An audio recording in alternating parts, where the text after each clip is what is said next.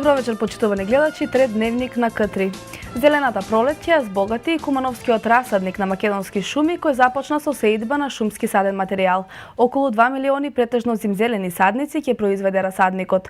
Со садниците ќе се пошумуваат шумите во речиси сите краишта на Македонија. Од годинава стартуваше и нов проект садење на паулонија, кој ќе има исклучиво еколошка намена. Започна сеидбата на шумскиот саден материјал во Кумановската подружница на јавното претпријатие Македонски шуми.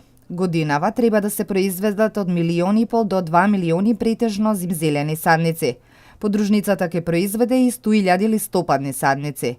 Со производството на Кумановскиот расадник ќе се раззеленува половина Македонија.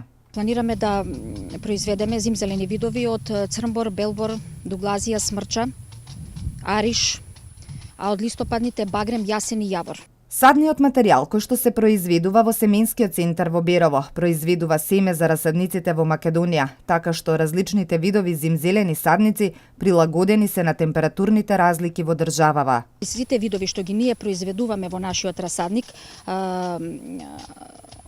се прилагодени на екстремни температури, издржуваат ниски температури и високи летни температури.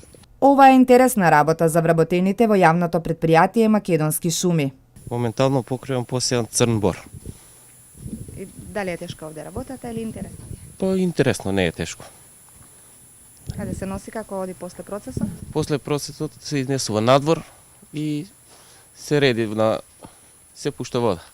Кумановскиот расадник ќе продолжи со пошумување на автопатот, проект кој започна предминатата година. Досега е пошумен дел од автопатот со аризонски чемпрес. Пошумување на автопатот од граничниот преминат Табановце до Катланово. После Катланово ние ја снабдуваме подружницата на Велес и на Кавадарци за останатиот дел од автопатот до Гевгелија. Интересно е што годинава Кумановскиот расадник работи на посебен проект. За прв пат произведува садници од видот паулонија. Овие садници од паулонија ќе бидат дадени на помалите расадници што се во склоп на Македонски шуми за експериментално засадување. Потеклото на самото дрво е од Кина. Од Кина таму се покажа доста ефикасно. Има брзо растички карактеристики. Дрвото се употребува во бродоградилиштето, во дрвната индустрија, за музички инструменти. Расадникот лоциран во населбата Бедиње влегува во групата на трите најголеми расадници во државата. Програмата за еколошка и здрава средина ја реализира и јавното претпријатие Чистота и зеленило од Куманово, кое продолжува со саботните акции. Денеска во соработка со Либерално-демократската партија на потегот од населбата Карпош до влезот на Куманово засадија 40 на млади дрвја. 40 на млади дрвја денеска беа засадени на потегот од населбата Карпош до влезот на Куманово. Денешната еколошка акција е дел од низата саботни активности на јавното претпријатие Чистота и зеленило. Саботната акција воедно беше во соработка и со Либерално-демократската партија од Куманово. На потегот Христијан Тодоровски Карпош населба до влезот на Куманово и се надеваме дека граѓаните кои ординираат во оваа насока ќе имаат во жешките летни часови ладовина. Од Чистота и зеленило додадоа дека во текот на следните акции ќе се засадат над 200 садници. На овој потез денеска ќе се насадат 40 садници, иначе во текот на наредните недели над 200. Каде ќе биде локацијата на следната акција ќе зависи од временските прилики и потребите на граѓаните, велат од Чистота и зеленило. Со електронските тестови за полагање на возачки испит се зголемува бројот на прашањата и комбинациите, се минимизира можноста за манипулација и злоупотреба на е-системот, се скратува времето за објавување на резултатите и се засилува контролата над работата на испитните центри. Практичното полагање се одвива во видеонадзор, така што шансите за злоупотреба и пропуштање на кандидатите се еднакви на нула, информираат од испитниот центар за Североисточниот регион. Во испитниот центар Топ Драйвер и лиценциран за североисточниот регион во Куманово повеќе од една година со видеоследење се полага возачкиот испит. Полагањето на теоретскиот дел е преку електронски тестови. Со тоа не само што квалитетно се зголемува бројот на прашањата и комбинациите, туку се намалува и можноста еден тест да се повтори. Наместо предходните 20 комбинации на печатените тестови, со новиот систем се добиваат над 80 милиони комбинации, информираат од Топ Драйвер. Имаше манипулации, препишувања, не знам што, со разноразни методи користеа луѓето, бубици, телефони, што ти не, значи ние со таа работа бевме многу успешни на откривање на такви кандидати од страна на комисијата. Сега електронскиот начин на полагање е многу поквалитетен, многу по. Значи веднаш по тестирање на кандидат што ќе се тестира, самиот компјутер, самиот систем ти дава и резултати. Со измените и дополнувањата на правилникот за начинот на негово спроведување поставени се камери во возила со кои кандидатите го полагаат практичниот дел од испитот. Новина се и новите оценувачки листи кои ги користи комисија при полагањето на првиот и вториот практичен дел. Воведена е една оценувачка листа за сите категории. Полесно е сега, да, мислам дека е сега полесно. Само сега имаме промени, стават камери, значи што полага кандидатот, се снима. Тоа за случај ако за некоја контрола или например ако кандидатот не се сложи со комисијата. Знам што ме чека и мислам дека нема да биде тешко. Сега знаеш електронско е полагање. Да. Тешки ли се прашањата, ги учиш ли? Па не се тешки, баш се лесни. Ми ги објаснија таму во автошкола и ги научив, баре ја мислам така. Тешки ли се вежби? До некаде. Не многу тешки. А тестови полагаш ли? Да. Како беа тестови? Добро, све нула. Што се однесува до можноста за полагање на возачки испит за малолетници со навршени 16 години, од испитниот центар вела дека интересот е многу мал, затоа што треба повеќе документи и родителите чекаат нивните деца да наполнат 18, па тогаш да полагаат. Интересот кај нив е многу слаб во Куманово. Дали малку повеќе размислуваат родителите за своите најмили, своите деца дека се млади. Сепак тоа е млада популација. До сега, од кога стапи законот на сила, е многу мала бројката на тоа, дали да кажеме 5-6 души, па и нека се и 10. На веб страницата на испитниот центар еднаш или два пати неделно се објавуваат резултатите на сите кандидати кои полагале возачки испит, без разлика дали положиле или не. Оттаму додаваат дека неделно се изведуваат по 60 полагања со една комисија, а формирани се две, така што во просек се спроведуваат над 300 полагања месечно во регионот. Невидена наезда на смокови. Најмалку 10 смокови забележале жителите на крајниот дел од селото Лопате во напуштен и пресушен бунар кај воените магацини. Повозрасните жители со лопати ги утепале влечугите долги и по 2,5 метри. Велат дека не паметат вакво нешто во селото. Во Куманово за жал не постои ниту една надлежна институција која може да интервенира во вакви случаи. Смокови го сардисаа лопата. Жителите стравуваат дека ги има многу повеќе од тоа што првично виделе. Прв ги забележал електричар, кој поставувал струја во куќа на жител на Лопата. Дотрчал до соседите и побарал лопата. Потоа ја удирал и ја убил влечугата. Наредниот ден локалните жители во стариот и напуштен бунар забележале уште најмалку 7 смокови, долги по 2,5 метри, од кои дел имале невообичаено црвена боја, а дел биле црни. Долгите влечуги ги преплашиле соседите, кои сепак храбро со лопати и ашови ги претепале. Нивниот плен успеавме да го снимиме, но сепак не целосен, бидејќи во меѓувреме со мртвите влечуги се нахраниле птиците. Јас и работеше тој двор, амо дотрчате еден електричар работеше кој njega. Ице се вика. Вика, дај ми шов брго змии, он не знае што е човек. И ја викам, земја шов, ја по njega трк. И тако ga тога утепамо. Па у бунар не видимо ништо. Тој е бунар војнички. А не имала вода, она е затрпано пола е празен. Он најде едно летво и ја го стисна у бунар. Олюгна он пола у бунар, пола надвор. И ја стисна го с летво И брго вика Машов. И трчаку до овога комшију зема шоф и он после со шоф се чега на пола. Вакво легло досега не виделе повозрасните жители на Лопата. Единствено се досетиле и случајот го пријавиле во регионалниот центар за управување со кризи. Како што информираат оттаму, случајот бил пријавен и кај нив. Тие се обратиле до Центарот за јавно здравје, од каде што добиле повратен одговор дека Центарот нема лица оспособени за справување со оваа состојба. Жителите велат дека се сетиле да го затрупаат бунарот како превенција, инаку лоциран во поранешните воени магацини, на крајот од селото. Јутрото ден и уште 3 утепамо и еден е доле паднен, 4. Јутре дан кад они још 3 исто место. И кад вика мора има други још. И еден вика побегнала, еден вика црвен тамо, потпуно црвено вика. Улегнал бунар унутра. А тој бунар не го користиме, мора се да го трпо, да го порамнам тој.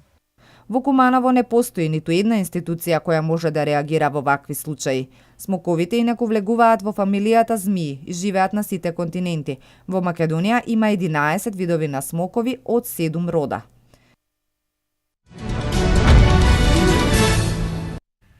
Регионален надпревар по англиски јазик во организација на ЕЛТАМ, на кој учество зедоа сите основни и средни училишта од североисточниот регион, се одржа во Основното училиште Крстем Исирков. Во Основното училиште Крстем Исирков се одржа регионален надпревар по англиски јазик, на кој учество зедоа основните и средните училишта од општините Куманово, Крива Паланка, Кратово, Ранковци, Старо Нагоричане и Липково. Надпреварот се состои во два дела, едниот е Use of English и граматички дел, а другиот е Reading Comprehension, разбирање на текстот што ќе се даде на учениците. Надпреварот е по англиски јазик, земаат учество ученици од 5 оделение за прв пат, ученици од 9 оделение, исто за прв пат, пошто претходно беа 8 оделение, и од втора година средни училиште. Надпреварот има два дела, значи едниот е Use of English или граматички дел и другиот е Reading Comprehension или разбирање на текстот што ќе им се даде на учениците. Врз основа на направената селекција од општинскиот надпревар, учениците кои ќе освојат на регионалниот надпревар повеќе од 70 поени, односно прво, второ и трето место, продолжуваат на државен надпревар во Скопје кој ќе се одржи во мај. Деца со изброј бодови, да кажеме, 95 што имаат, сите зимаат први места. И 5 се први места. Нема понатамошна селекција. Исто важи и за второ и трето место и потоа сите одат на државен надпревар во Скопје во мај месец. Надпреварот е во организација на ЕЛТАМ, Асоцијација на наставници по англиски јазик, во соработка со Министерство за образование и е во рамки на програмата што регуларно се учи на наставен план на деца од 5, 9 и од 2 година. По повод патрон празникот, учениците од Основното училиште, кое го носи името на првиот македонски просветител Јоаким Крчовски, вчера вечер во салата на Националната установа Центар за култура се представија со пригодна приредба. Во присред на патрон празникот, кој го одбележуваат во понеделник 20 април, основците од Јоаким Крчовски пред своите наставници, родители, соученици, како и пред целокупната кривопаланечка јавност, презентираа богата програма преку која ги прикажаа своите таленти за музика, глума, рецитирање, танцување. Ние се представивме со песната Секој Даниел Камаковски. Ние настапивме 12 ученици од 5-2. Нас не подготви нашата наставничка Елизабета Цоновска. Директорот Ристовски е задоволен од презентираните знаења и вештини, кои учениците ги стекнуваат како во текот на секојдневната едукација, така и во текот на воннаставните активности во разните секции. И сето тоа со посредство и безрезервна поддршка и помош од нивните учители и наставници. Дадовме една приредба пред граѓаните на Крија Паланка, што ја сработија нашите ученици во текот на изминатиот период. Јас сум задоволен од ова што беше понудено тука на граѓаните да видат и покрај тоа што малку беше подолга приредбата, меѓутоа сепак работата на нашите ученици мораше да се види на дело. За во понеделник закажани се спортски активности кои се традиционални во училиштето по повод патрон празникот. Точно на 20 април во понеделник, кога е и патронатот на училиштето, ќе имаме спортски надпревари во дворот на нашето училиште, во дворот на нашето училиште. Спортските надпревари ќе започнат од 9 часот и 30 минути и ќе траат некаде до 12 до 1 часот. Кривопаланчани во преполната сала бија свидоци на уште една преубаво подготвена програма во изведба на нашите млади и надежни сограѓани, кои со својот труд и помошта од менторите му ја одадоа должната почит на својот патрон, познат по своето големо дело за просветителството и христијанскиот морал меѓу македонскиот народ. Се што ни преостанува да им посакаме низата на нивните успеси во секоја област да продолжи до бесконечноста.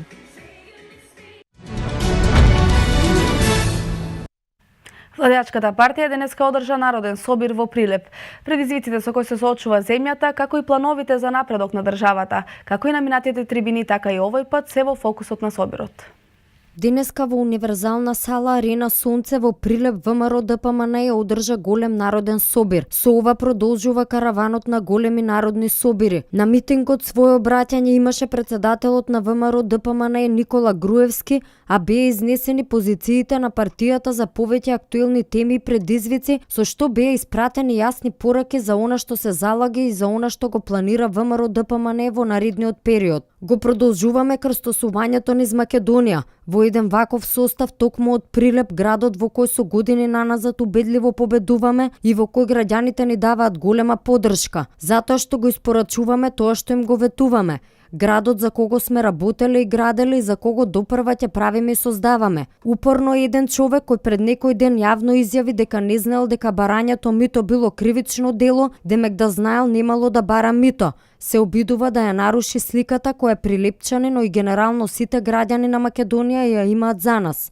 Ја паметам конвенцијата за избор на градоначалници на ВМРО ДПМН во универзална сала во Скопје, на која се кажува и број на проекти кои секој кандидат ги имаше на својата програма. Маријан Ристевски имаше меѓу најопфатените програми со над 400 проекти, од кои најголем дел беа во соработка со Министерството за транспорт и врски. И не е ни чудо министерот од Прилеп, градоначалникот од Прилеп. За Прилеп тоа не е лоша комбинација, истакна Груевски.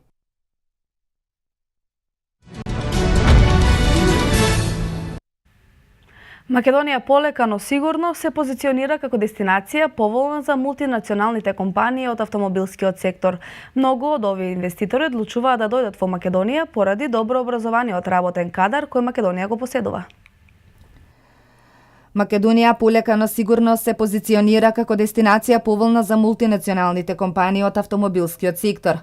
Компании, сериозни играчи на глобалниот пазар на автомобилската индустрија, добавувачи на делови за светски познатите автомобилски брендови, најавуваат инвестиции во Македонија, пишува Лидер. Повеќето нови инвеститори кои ги најави владата доаѓаат токму од овој сектор, една од најдинамичните индустрии во светот во моментов, а дополнително повеќето компании кои одлучиле, но се уште не ја објавиле својата одлука за инвестирање во земјата, доаѓаат од автомобилскиот сектор. Самите компании, кога ќе дојде време, ќе објават. Претежно се работи за компании во автомобилската индустрија, добавувачи кои ќе инвестираат во различни делови на Република Македонија.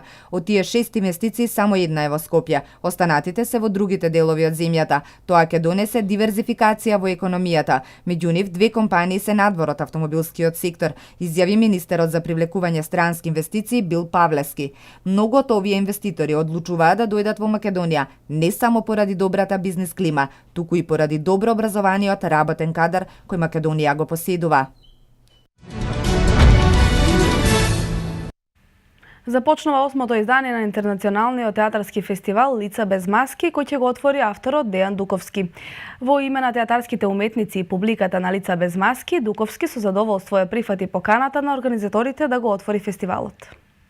8-то издание на интернационалниот театарски фестивал Лица без маски ќе го отвори Дејан Дуковски пред почетокот на изведбата на неговата култна представа Буре Барот на бугарскиот театар Николај Бинев и Креди арт продукција во режија на Ана Батева. Како и секоја година, представите ќе ги оценува 3-членото жири, а годинашно во состав Таци Илиева Велич, актерка, режисерот Бојан Трифуновски, новинарката и театарски проследувач Сребра Ѓорѓиевска. Посвеченото отварање во тоалетите на театар комедија ќе биде изведена представата "Морам да ти кажам нешто" на Джузепе Бонифати од Италија. Следната фестивалска вечер е резервирана за македонската независна продукција. Ќе биде изведена представата "Семејни приказни" во режија на Ангел Чојлиевски и истиот ден гостува представата "К" во режија на Хана Меленковска. На 20 април ќе биде изведена представата "Копилиња на умот" на победниците на Лица без маски од пред 2 години, театарот Софија Мендолеја, а последниот фестивалски ден, 21 април, е посветен за машината Јан Бибијан на режисерот Петар Пашов и театарот Ателје 313 од Софија, Бугарија.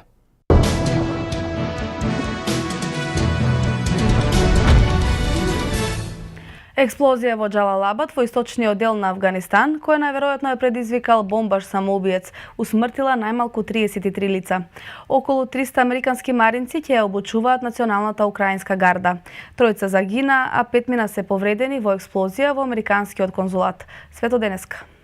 Најмалку 33 лица загинаа, а над 100 се повредени денеска при експлозија во градот Џалалабад во источниот дел на Авганистан, соопшти локалната полиција. Експлозијата, која најверојатно ја предизвикал бомбаш самоубиец, се случила пред една банка каде поголем број државни службеници чекале да ги подигнат своите плати, соопшти началникот на полицијата во Џалалабад. Очевидци тврдат дека имало и втора експлозија кога голем број лица дошле да им помогнат на жртвите на нападот, но според полицискиот началник ваквите тврдења се проверуваат. Набрзо по експлозијата се огласија талибанските бунтовници кои отфрлија каква и да е било нивна поврзаност со овој терористички напад. Во Украина пристигнаа 300 американски маринци кои ќе ги обучуваат припадниците на Украинската национална гарда за време на маневрите во западниот дел на земјата, соопшти американската армија. Американските војници кои служат во 173-та воздухопловно-десантска бригада слетаа на аеродромот во Лвов. Тие ќе обучуваат близу 900 војници од националната гарда, што спаѓа под Министерството за внатрешни работи. Националната гарда е составена од доброволци од милициите за самоодбрана на Мајдан, проевропското движење кое ги организираше протестите во центарот на Киев во февруари 2014 година. 3 лица загинаа, а 5 се повредени во експлозија на автомобил бомба во близина на американскиот конзулат во ирачкиот град Ербил, пренесуваат тамошните медиуми. Во соопштението на американскиот Стейт Департмент исто така стои дека експлозијата била предизвикана од импровизиран уред, кој се наоѓал во возилото и се активирал директно пред конзулатот во Ербил во курдскиот регион во Ирак.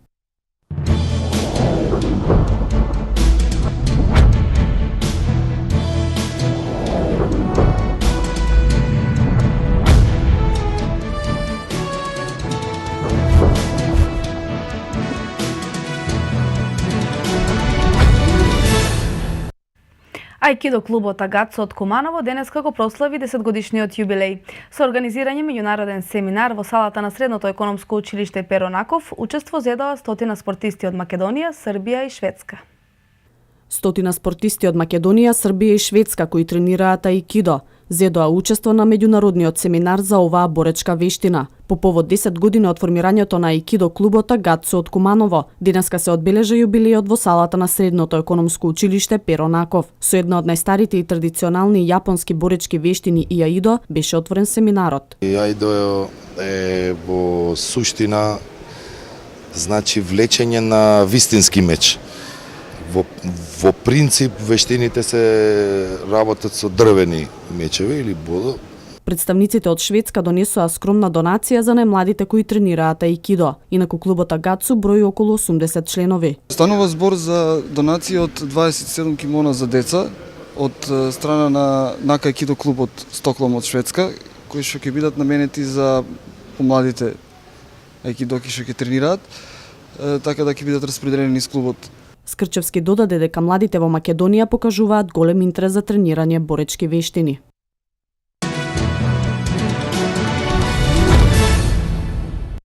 Женската ракометна репрезентација на Македонија до 19 години со победа ги започна преварите од квалификацијската група 1 за пласма на Европското првенство во Шпанија.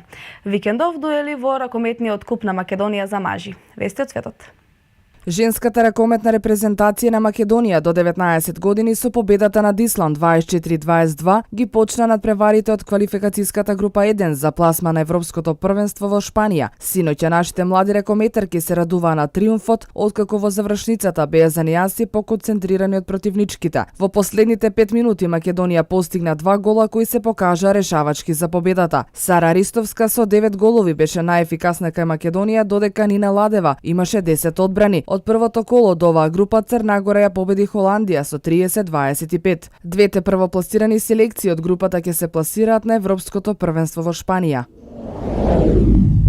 Во ракометниот куп на Македонија денеска и утре ќе се играат надпреварите во 3 од 4 групи од осмина и четвртфиналната рунда. Поради настапот на бранител на трофеот од минатата сезона Вардар, кој утре го игра реванш дуелот од четвртфиналето во Лигата на шампиони, средбите од групата 1, чии организатори домаќин треба да е Вардар, ќе се играат на 21 и 22 април. Дуелите од останатите 3 групи ќе се играат во Скопје и тоа денеска на програмата се осмина финалните средби, а победниците утре ќе играат во четвртфиналните мечеви, преку кои ќе се обезбеди пласма на завршниот Final Four турнир, кој на програмата е на 16 и 17 мај.